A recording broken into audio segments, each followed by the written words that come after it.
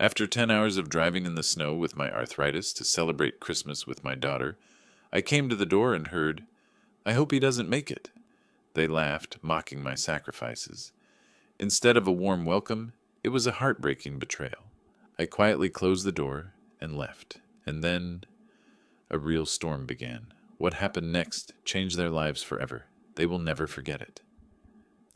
Before we continue, please subscribe to the channel and let us know where you are listening in the comments. My fingers, stiff from arthritis and cold, fumbled with the doorknob. 10 hours of driving through Michigan snow, white-knuckling the steering wheel while my joints screamed with every mile. The gift bags in my back seat had shifted during the treacherous drive, wrapping paper crinkling like broken promises.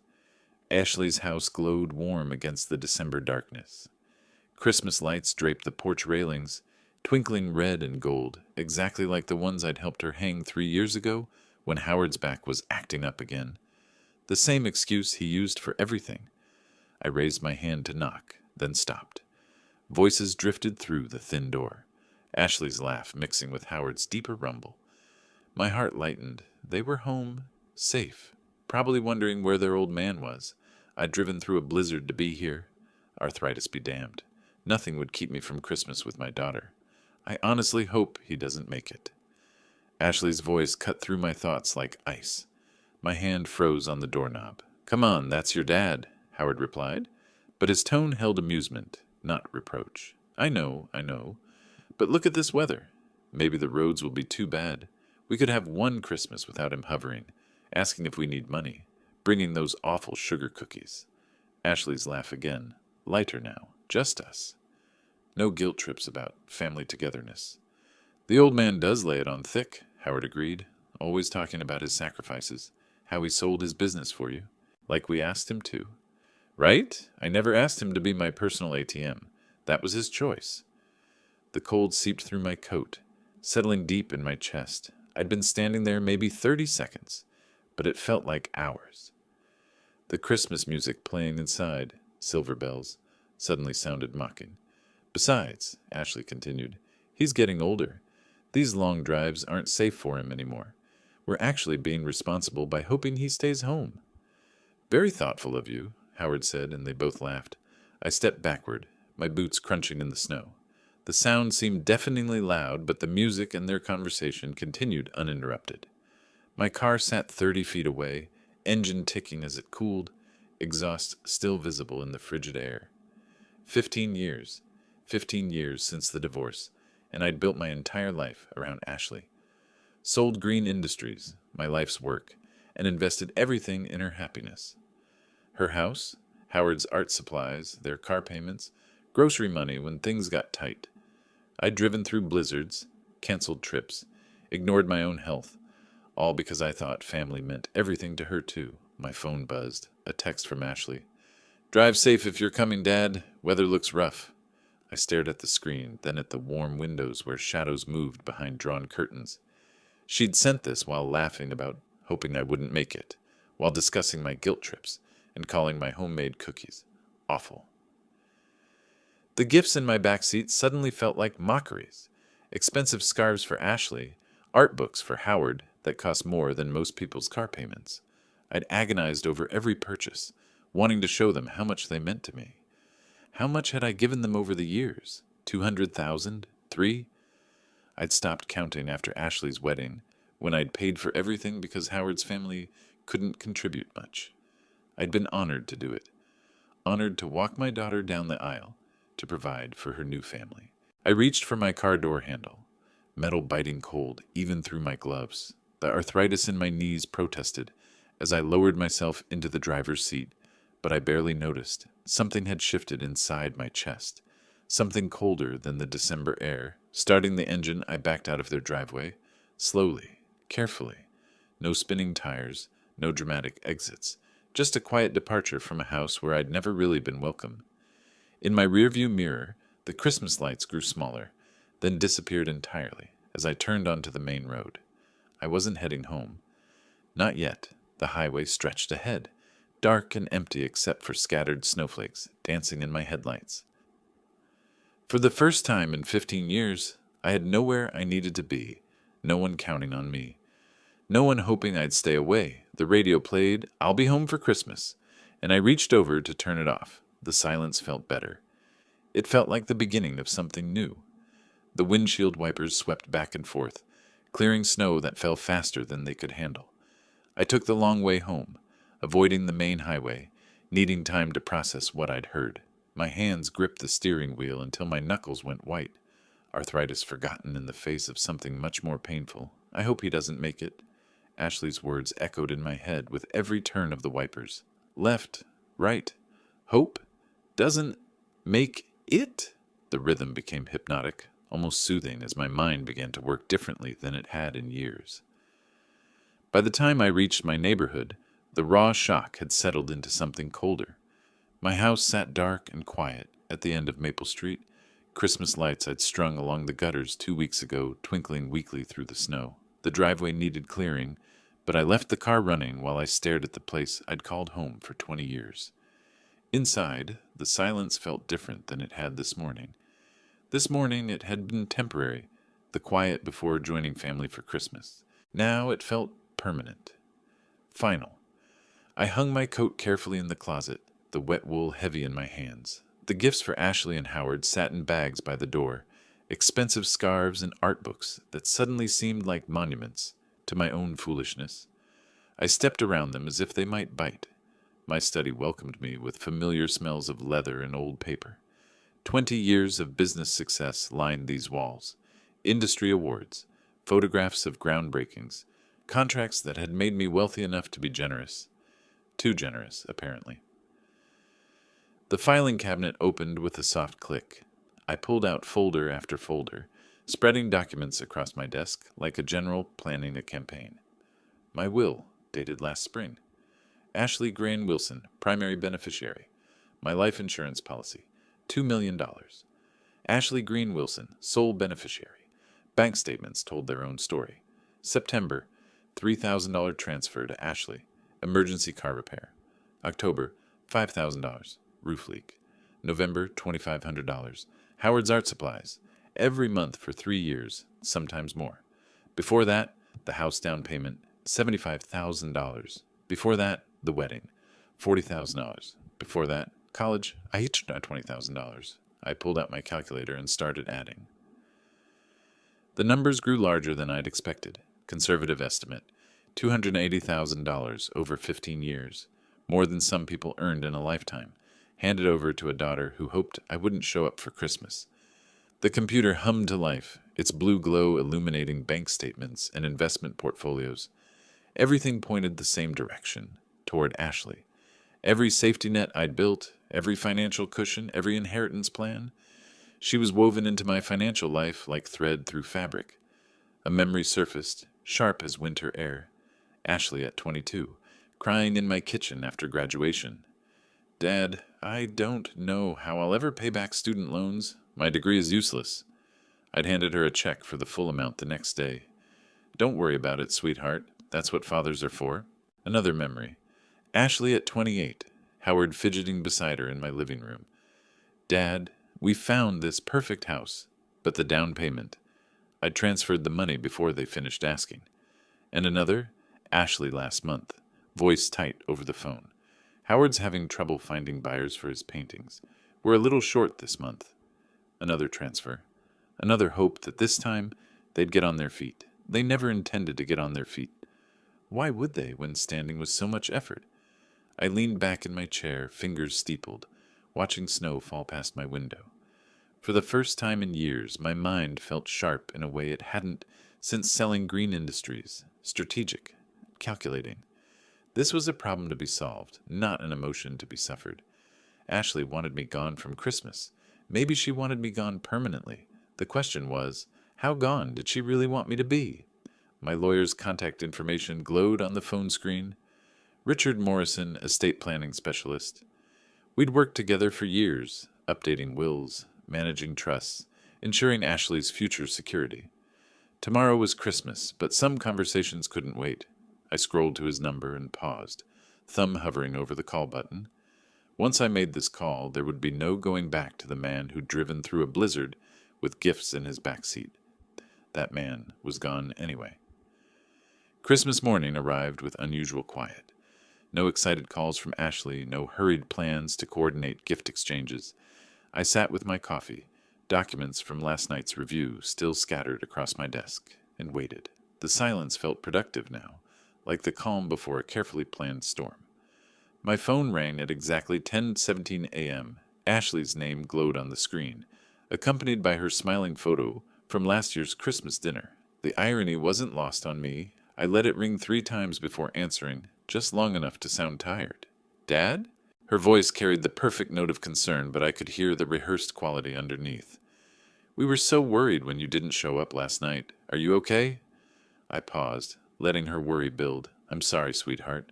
I should have called sooner, but—" I lowered my voice, adding just the right tremor. "I had an accident." "What? Are you hurt?" The alarm in her voice sounded genuine, though I noticed she didn't ask if I needed her to come over. "Ice on Miller Road. You know that curve by the old church? My car slid right into the guardrail." I described it calmly, like someone still processing shock. "Nothing serious, but they wanted to keep me at the hospital overnight for observation." "Mild concussion," they said. "Oh my goodness." Ashley's exclamation felt theatrical. "Dad, why didn't you call us? We could have come to the hospital." "I didn't want to ruin your Christmas Eve. Besides, I was pretty out of it." I heard Howard's voice in the background, though I couldn't make out the words. "The doctor said I was lucky. Could have been much worse." "Is Howard there?" I asked, though I already knew the answer. "Yes, he's right here. We're both so relieved you're okay." The speed of her response betrayed her eagerness to include Howard in the conversation, to share the burden of pretending to care. Howard's voice came through, probably on speakerphone now. "Ernest, man, that's terrible. Is your car totaled?"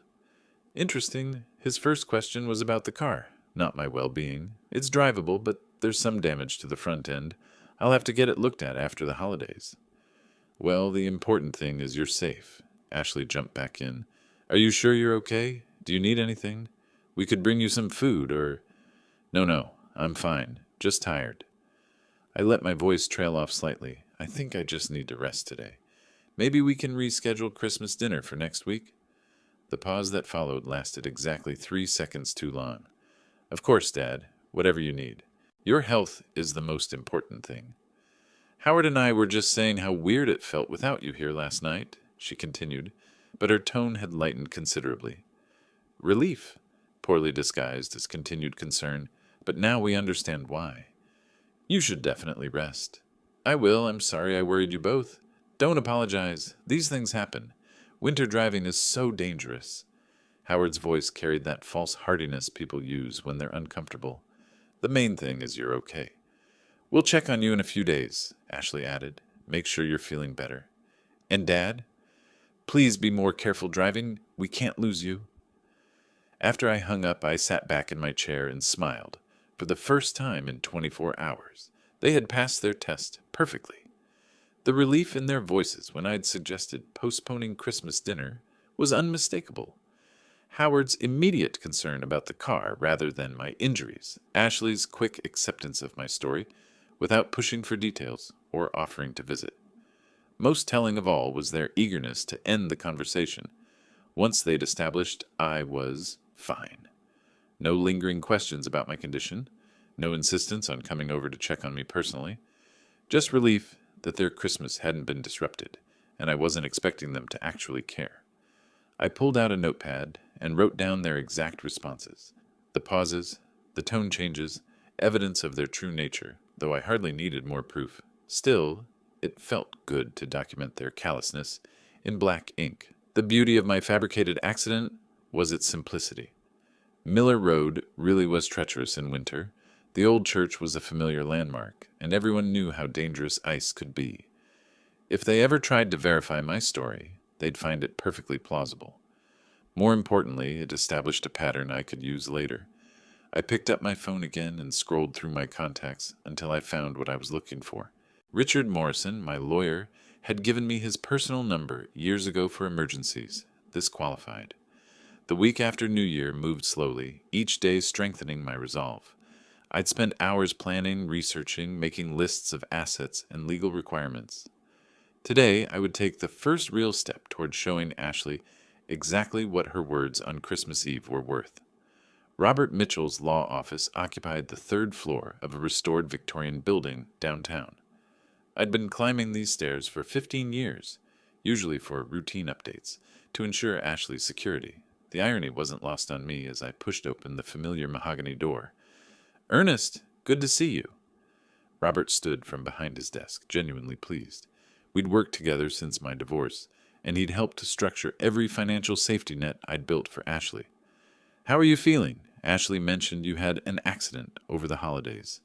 Of course she had, probably making sure everyone knew what a burden her injured father had become. "Much better, thank you. Still a bit shaken, but it gave me time to think about some important matters. Please sit." He gestured to the leather chair across from his desk. "What can I help you with today?"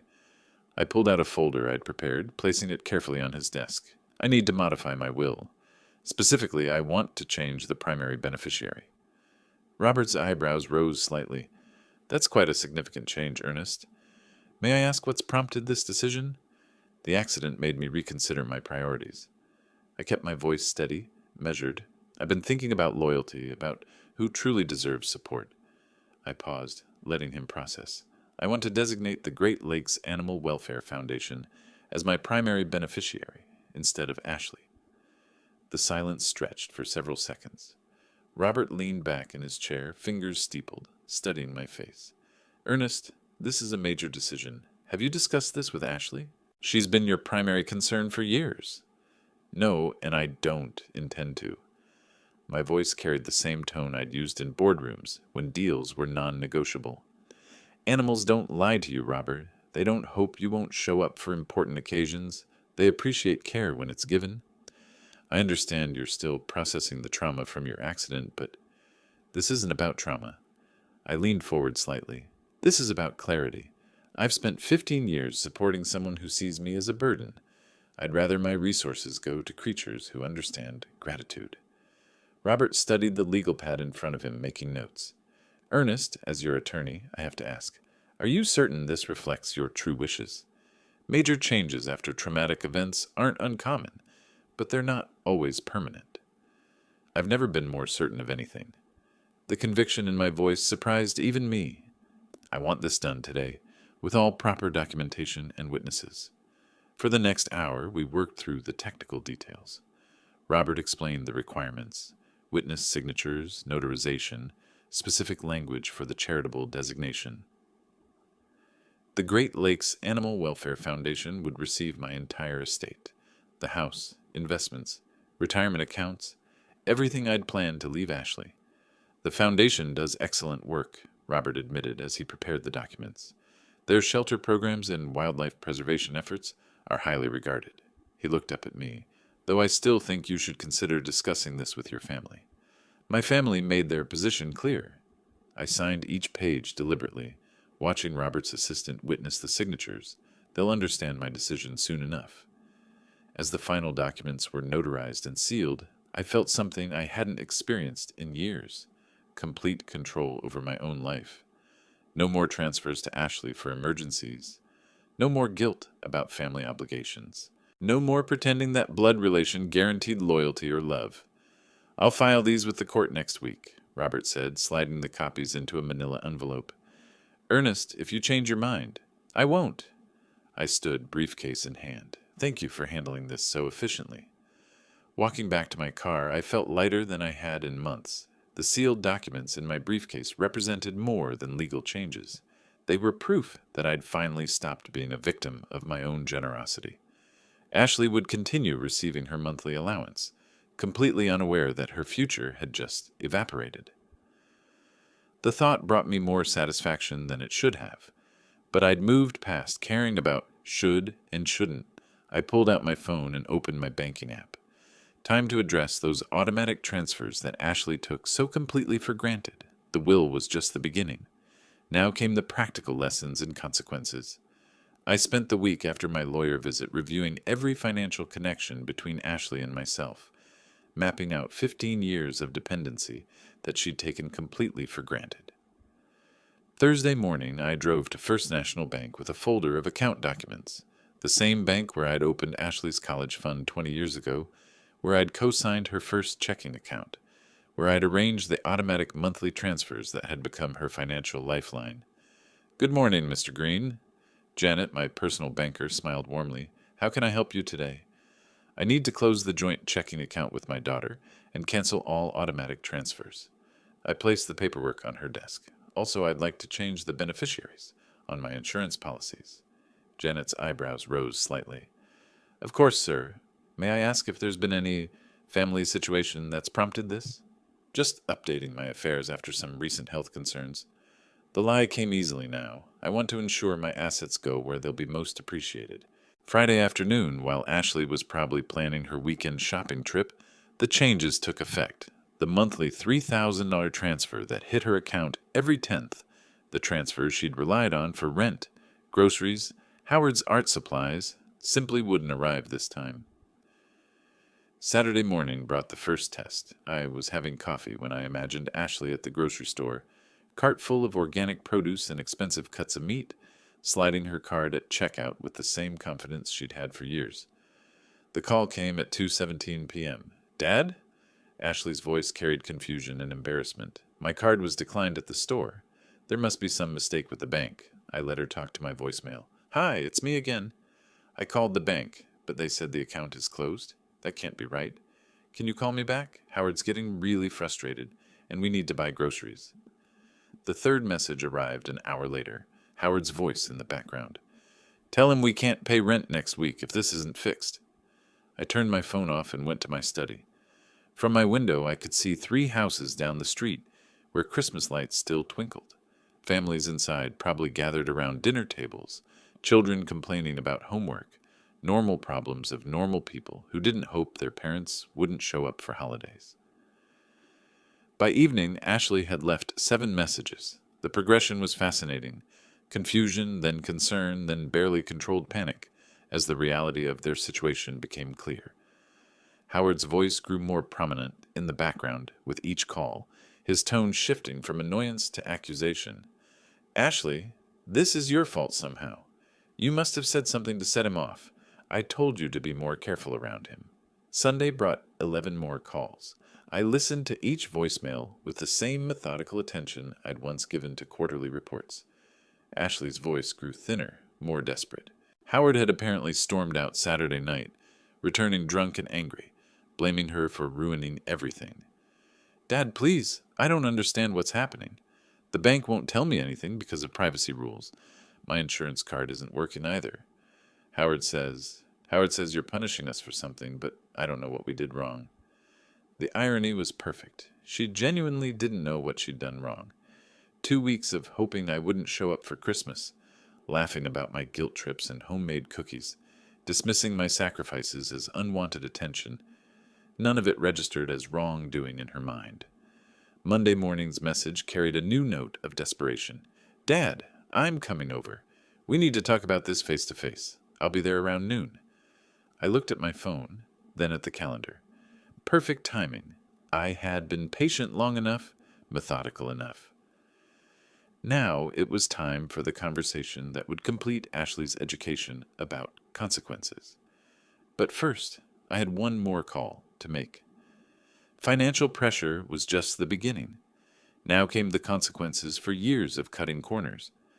I'd watched Howard sell his paintings at weekend markets for 3 years, always cash only, always stuffing bills into his jacket pocket with that smug smile that said he was smarter than the system. Tuesday morning, I drove to the public library downtown. Their computers offered complete anonymity. No login required, no tracking cookies, just clean access to official websites. The IRS whistleblower office page loaded with bureaucratic efficiency, offering forms for reporting tax fraud and undeclared income.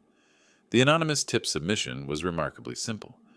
Howard Wilson, 1247 Maple Street, unreported cash income from art sales at Detroit Farmers Market and Ferndale Art Fair. Estimated annual unreported income, $15,000, $20,000. I provided specific dates I'd seen him working the markets, always returning home with thick envelopes of cash that never appeared on any tax return. Wednesday brought the second phase. From the same computer, I updated Ashley and Howard's creditors about their changed financial circumstances. No longer supported by a family member. Recent loss of cosigner support. Updated risk assessment recommended. The language was clinical, professional, devastating. Thursday's mail delivery must have been educational. I drove past their house that evening, slowly, carefully, like any neighbor, and saw Howard's car in the driveway, Ashley's silhouette pacing past the living room window. The body language was unmistakable. Crisis mode activated. Friday morning brought the confirmation I'd been waiting for. Ashley's voicemail arrived at 7:23 a.m., her voice thin and strained. "Dad, something terrible is happening. The IRS wants to audit Howard's taxes. They're asking about unreported income. How could they know about his art sales? And the credit card companies are demanding payment in full. Please call me back. We need help." Howard's voice rumbled in the background. "Tell him this started right after he cut us off. That's not a coincidence." Their first spark of awareness. Excellent! The next voicemail, 3 hours later, carried a different tone. "Dad, we drove to your house, but you didn't answer. Your car was there. Are you avoiding us? We need to talk about what's happening." Howard thinks. Howard thinks someone is targeting us specifically. Saturday's crisis escalated beautifully. Ashley left 4 messages throughout the day, each more desperate than the last. Howard had apparently spent Friday night calculating potential penalties and interest on unreported income. The numbers were sobering: $15,000 in unpaid taxes, plus penalties, plus interest, plus legal fees if prosecuted. "Dad, Howard says we could owe $40,000. We don't have that kind of money. We don't have any money. The mortgage company wants updated financial statements. Our credit cards are frozen. How did everything go wrong so fast?" By Sunday, paranoia had blossomed into full suspicion. Howard's voice dominated the latest message. "Ernest, if you're listening to this, we know you're behind this somehow. Nobody else knew about my cash sales. Nobody else had access to our financial information. You're trying to destroy us." Ashley's voice interrupted. "Howard, that's crazy. Dad wouldn't—" But even she sounded uncertain now. The evolution was perfect. From confusion to panic, to suspicion, to the beginning of understanding. They still couldn't prove anything, still couldn't contact me directly, but they were starting to grasp the scope of their situation. Sunday evening brought my favorite message yet. Ashley's voice was steady now, past panic, into something colder. "Dad, I don't know what we did to deserve this, but we get it now. You're punishing us. Howard's right. This isn't coincidence. We need to meet face to face and settle this. Whatever we did wrong, we'll fix it. But you can't just destroy our lives and not even tell us why." I saved that message, played it twice more. The shift from entitled victim to supplicant was exactly what I'd been working toward. Now they understood power dynamics, understood consequences, understood that their comfortable life had been entirely dependent on my goodwill. Monday morning would bring the next phase of their education. Financial ruin was just the foundation. Now came the lesson about how quickly a community can turn against you when the right information reaches the right people. I'd spent 15 years observing Ashley's social networks, her salon colleagues, the neighborhood book club, the weekend farmers market where Howard peddled his amateur paintings. Thursday morning found me back at the public library, creating email accounts with carefully chosen names: Patricia, concerned neighbor; Maple Street, resident.local business. Watch. Each profile required a different computer session, a different backstory, a different voice. The librarian probably thought I was researching genealogy. The first wave targeted Ashley's workplace, a concerned client, email to salon management.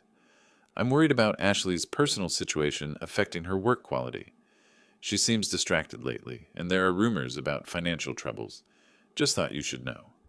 Professional, caring, devastating. By Friday, the neighborhood phase began. Anonymous posts to the local Facebook group.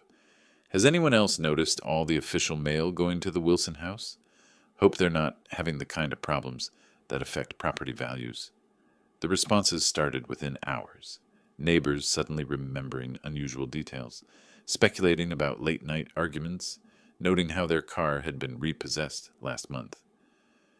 Saturday brought the beauty salon consequences. Ashley called my voicemail at 2 p.m., her voice tight with confusion. Dad, something weird is happening at work. 3 clients canceled today, and Sarah asked if I was going through something. How does everyone know about our problems? We haven't told anyone anything. The neighborhood effects manifested Sunday. I drove past their house that evening and saw Ashley getting mail. Mrs. Henderson from next door, who chatted with Ashley for years, walked directly inside when she saw her approaching. The message was unmistakable. Pariah status activated. Monday's salon dynamics shifted dramatically. Ashley's manager pulled her aside. I knew because she left another voicemail. Dad, Linda wants to discuss my future with the salon. She says clients are expressing concerns about my personal situation affecting the business atmosphere. I don't understand how this happened so fast. Howard's anger reached new levels. His voice dominated Tuesday's message. This is coordinated, Ernest. Someone's spreading information about us systematically. Ashley lost 3 more clients today, and the farmer's market coordinator asked if I needed to take a break from selling. Who else knows about our tax problems? Wednesday brought the isolation Ashley had never experienced in her adult life. Dad, no one will talk to me. The grocery store cashier was cold. The mailman won't make eye contact, and someone posted on the neighborhood app about financially unstable residents. I haven't been to a community event in my life where I wasn't welcome. This isn't natural social dynamics. This is deliberate destruction. Thursday's breaking point arrived with surgical precision. Ashley's salon manager terminated her employment, officially for client retention concerns, but everyone understood the real reason. Her voicemail that evening was barely controlled. Dad, I lost my job. Linda said the salon's reputation was being affected by my personal circumstances. Howard's talking about leaving Detroit, maybe staying with his brother in Cleveland until this blows over. The beauty of social pressure was its apparent organic nature. Each person who avoided Ashley felt they were making an individual choice, based on reasonable concerns. The accumulation felt like natural community, response rather than orchestrated campaign. Even Ashley couldn't quite grasp how systematically she'd been isolated. Friday evening brought the message I'd been waiting for. Ashley's voice was hollow, defeated. Dad, I know you can hear these messages. Howard's packing his things. He says I'm toxic now. That being near me is destroying his reputation too. I have no income, no friends, no support system. Whatever lesson you're teaching, I'm learning it. Please call me back. But Howard's voice cut in, angry and desperate. Ernest, you win, okay? We get it. We're powerless without you. But this goes beyond punishment. This is systematic destruction of everything we've built. If you want to talk terms, we're ready to listen. Terms. Finally, they understood this was a negotiation, not a tantrum. Saturday morning would be perfect timing for our first direct conversation in a month. I watched their car pull into my driveway and felt only cold satisfaction. A month of careful planning had led to this moment. Through my living room window, I could see Ashley's face, pale, desperate, nothing like the confident woman who'd laughed about hoping I wouldn't show up for Christmas. They sat in the car for several minutes, arguing. Howard gesticulating angrily, Ashley staring at my house with something approaching horror. Finally, they got out and approached my front door with the grim determination of people who had nothing left to lose. I answered before they could knock. Dad. Ashley's voice cracked on the single word. Behind her, Howard looked older, defeated, like a man who'd discovered his easy life had hidden costs. Ashley, Howard. I stepped aside to let them in, noting how they moved. Ashley hesitant, Howard aggressive but uncertain. I wasn't expecting you. Weren't you? Howard's voice carried barely controlled fury. Everything started falling apart right after Christmas. Right after you supposedly had your accident. His eyes narrowed. Funny thing is, your car's been in the driveway every time we've driven by. I met his stare calmly. I've been recovering. Doctor's orders to rest. What doctor? Ashley's voice was thin, desperate. What hospital? We called everywhere Christmas Day trying to find you. Nobody had any record of Ernest Green being admitted. The moment stretched between us. I could have maintained the fiction, created more elaborate lies. Instead, I let the silence speak for itself. You were never in an accident, Ashley whispered. You've been here the whole time, haven't you? I didn't answer. I didn't need to. Howard stepped forward, his artist's hands clenched into fists. You son of a... He caught himself, but barely. You've been watching us fall apart, enjoying it. I've been observing, I said carefully. That's different. Observing what? Ashley's voice rose. Our bank accounts being closed, my job being destroyed, Howard's tax problems, the whole neighborhood turning against us. You think that's all coincidence? Interesting theory. I settled into my favorite chair, forcing them to remain standing. The power dynamic was exactly where I wanted it. What makes you think any of that has anything to do with me? Ashley's eyes searched my face, looking for something. Guilt, anger, satisfaction. What she found there made her take a step backward. The timing, she said slowly. Everything started right after Christmas. Right after... Her voice trailed off as understanding began to dawn. Howard looked between us, sensing currents he couldn't quite grasp. Right after what? Ashley couldn't take her eyes off me. I saw the exact moment when the terrible possibility formed in her mind. The memory of Christmas Eve. The conversation she'd had with Howard about hoping I wouldn't show up. The cruel laughter about my guilt trips and homemade cookies. You were there, she whispered. Before you called us. You were already there. I remained perfectly still, letting her work it out for herself. What the hell are you talking about? Howard demanded, but Ashley wasn't looking at him anymore. She was staring at me with growing horror, understanding spreading across her face like a stain. You heard us talking? That's why you left. That's why everything started falling apart. The recognition in her eyes was everything I'd worked toward for a month. Not just understanding that her life had been systematically destroyed, but knowing why. Knowing that her own words, her own cruelty, had set everything in motion. You heard what we said about you, she continued, her voice barely audible. About hoping you wouldn't make it through the snow, about your guilt trips and your... She couldn't finish. Howard finally understood enough to be afraid. Ashley, what did you say? But I was still looking at my daughter, seeing her finally comprehend the full scope of her situation. She knew now that I had heard every word. She understood that everything that had happened since, the financial cutoff, the tax problems, the social isolation, her job loss, had been deliberate, calculated, personal. You destroyed our lives, she said. But there was no anger in it anymore, just defeated recognition. I still didn't speak. Sometimes silence carries more weight than any confession. Ashley's face went white as she stared into my eyes. You heard us, she whispered again, and I said nothing. Sometimes silence speaks louder than any words.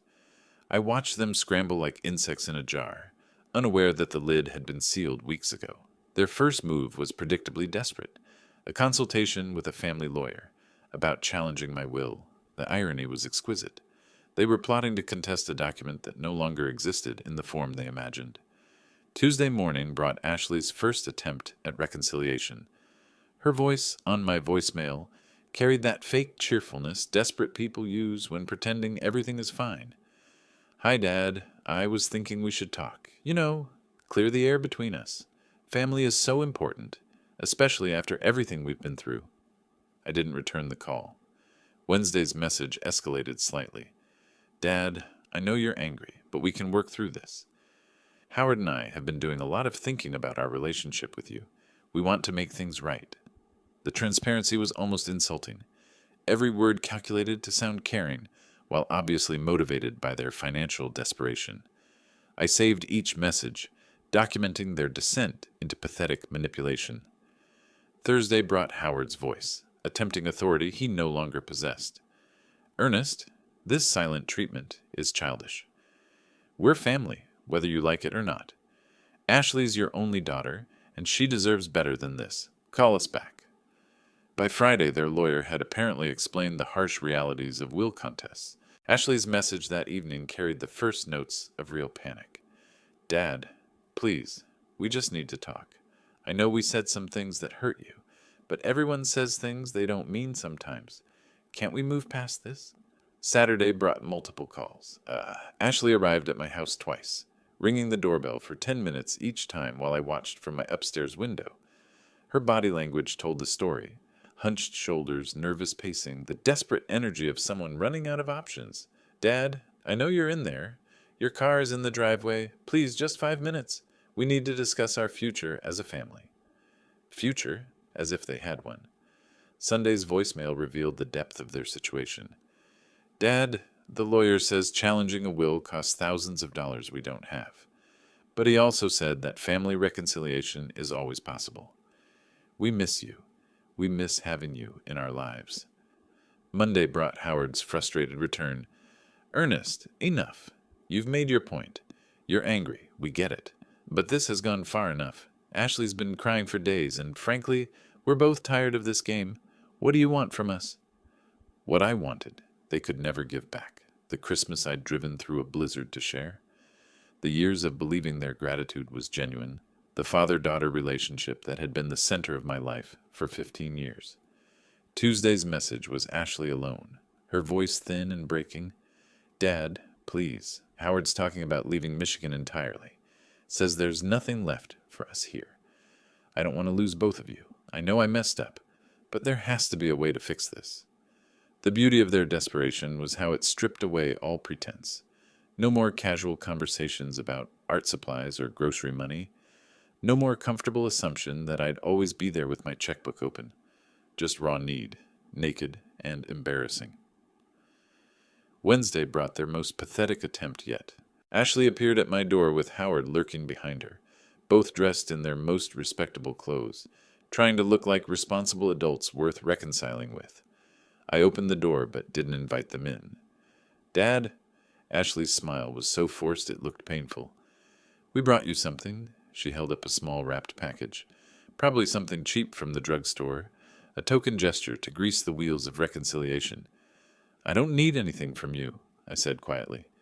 We know you're upset, Howard jumped in. But Ashley's your daughter. That has to count for something. I looked at Ashley, seeing not the confident woman who'd laughed about hoping I wouldn't show up for Christmas, but a desperate person clinging to the last relationship that might save her from complete ruin. You're right, I said finally. It does count for something. Their faces lit up with hope. It counts for exactly what it meant to you on Christmas Eve. And I closed the door. Homelessness would teach them what real dependence meant. I made one anonymous call to their landlord Tuesday morning, a simple conversation about late payments and creditworthiness. By Thursday, the eviction notice had arrived at their door. I watched Ashley through my kitchen window as she walked to the mailbox that morning. Her movements had changed over the past month. Less confident, more hunched, like someone who'd learned to expect bad news. When she opened that official envelope, I saw her face crumple from 50 yards away. The call came 2 hours later. Ashley's voice was barely recognizable. Thin, broken, desperate, in a way I'd never heard before. Dad, please, I know you're angry with us, but we got an eviction notice. 30 days to vacate. I'm begging you. Please help us. We have nowhere to go. I let the call go to voicemail. Her next message came that evening. Dad, I'm not asking for money anymore. I understand you're done with that, but could you just co-sign for a smaller apartment? Just until I can get back on my feet? I'll pay you back everything, I promise, every penny. The desperation was perfect. She was offering to repay money she'd never considered a debt before, treating my years of support like loans she'd somehow forgotten about. But even more telling was her complete ignorance of how thoroughly I destroyed her creditworthiness. No landlord would accept her application now, cosigner or not. Friday brought Howard's voice, aggressive but edged with panic. Ernest, this is getting ridiculous. Ashley's practically having a breakdown. We need a place to live. You want us to crawl? Fine, we're crawling. Help us find an apartment. Saturday's message revealed the full scope of their crisis. Dad, we looked at 12 places today. Every application was rejected. Our credit it's destroyed somehow. The only places that will take us are terrible. Really terrible. There's one studio apartment above a laundromat that smells like mold, but it's all we can afford, and even that's stretching our budget. Sunday brought the sound of boxes being packed in the background. Dad, we're moving tomorrow. Into that studio I mentioned. Howard's not taking this well. He keeps saying this is all my fault, that I brought some kind of curse on us.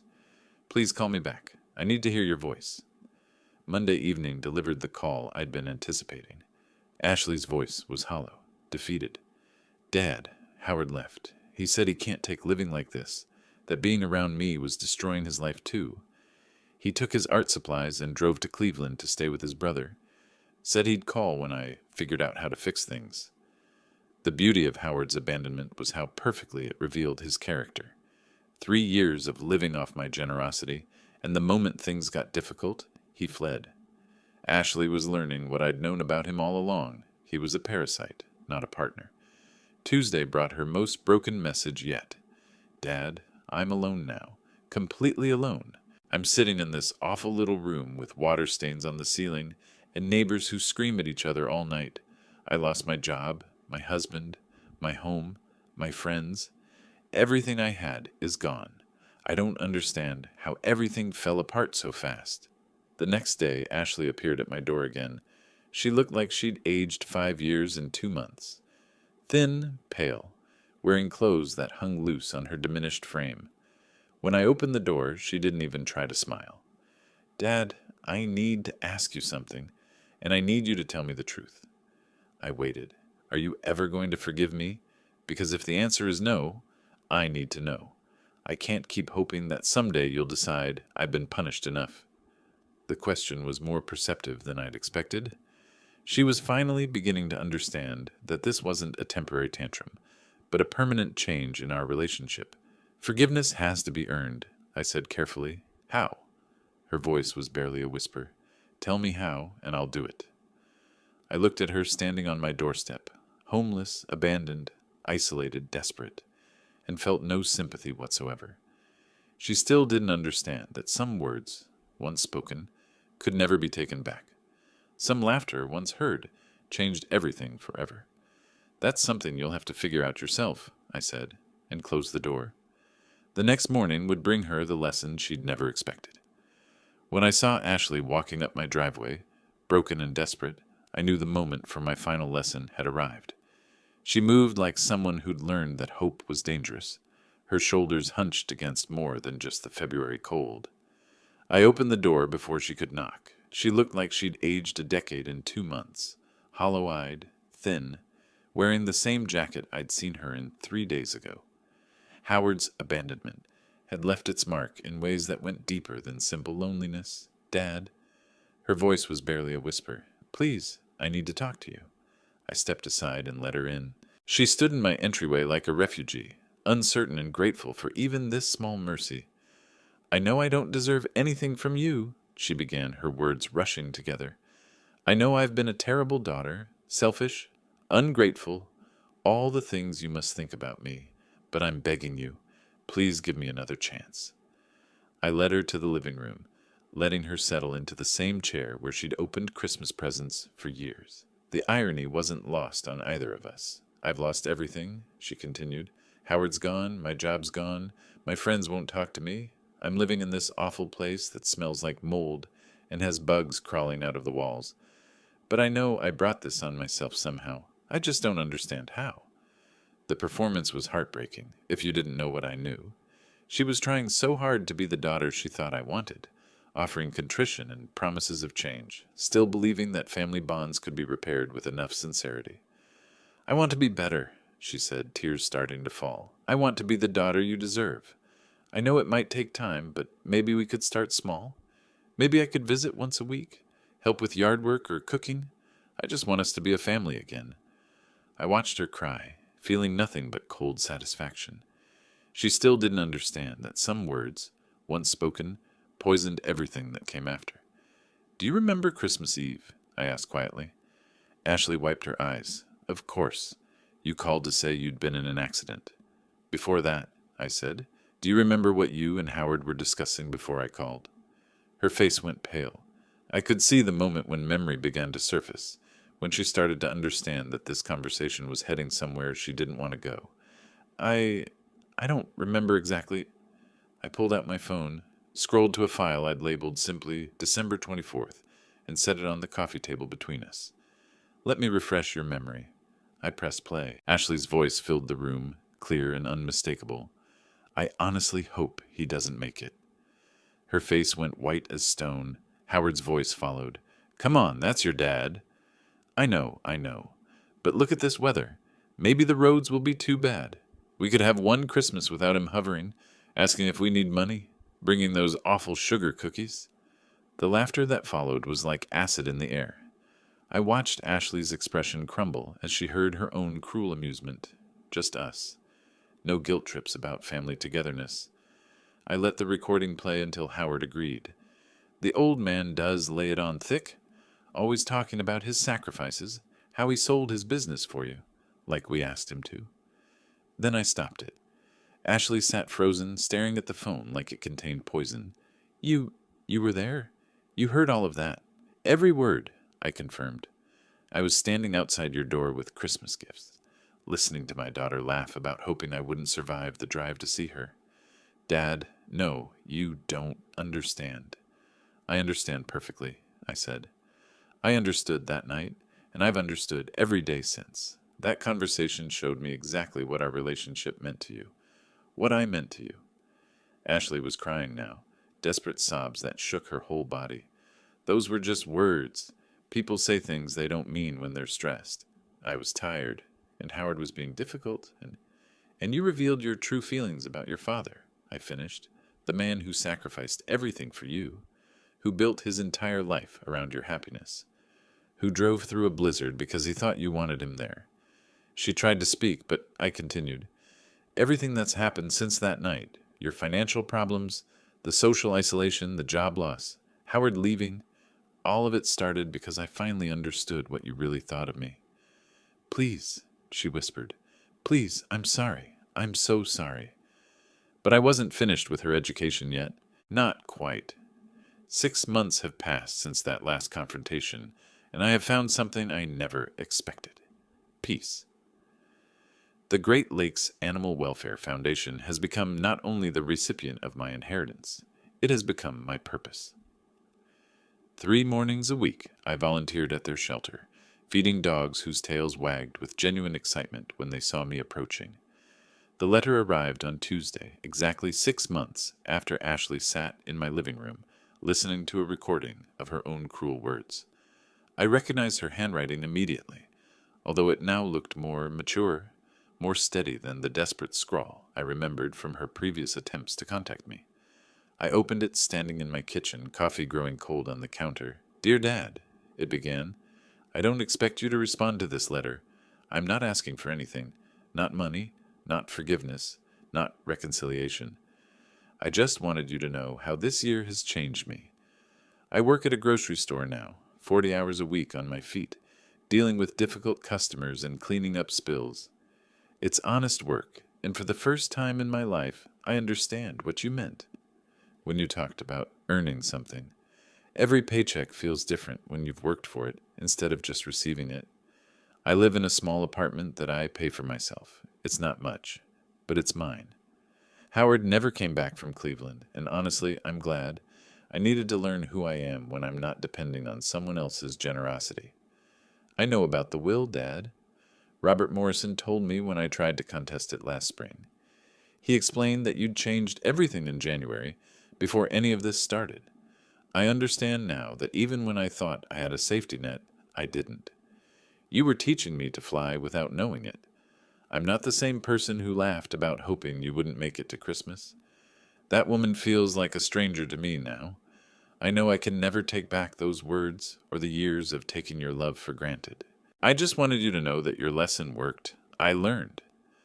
The letter continued for another page, describing her small apartment, her co-workers, the satisfaction she'd found in simple accomplishments. She didn't ask for contact. She didn't suggest meeting for coffee or rebuilding our relationship. She simply wanted me to know that she'd grown into someone capable of supporting herself. I read it twice, then folded it carefully and placed it in my desk drawer. I felt no urge to respond, no desire to reach out. The lesson had been taught and learned. That was enough. That afternoon, I drove to the shelter for my regular volunteer shift. The dogs knew my car by now, and I could hear their excited barking as I pulled into the parking lot. Inside, I went through the familiar routine, checking food bowls, refilling water, spending time with the animals who'd been there longest.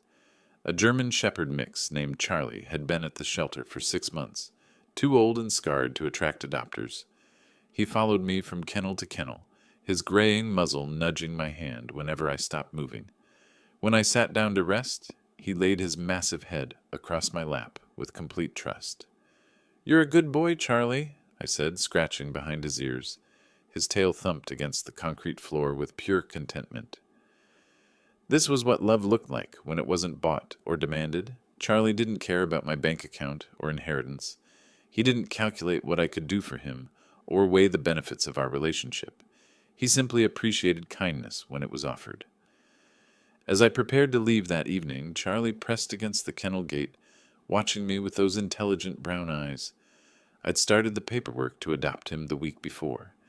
At 63, I was finally ready to share my home with someone who understood loyalty.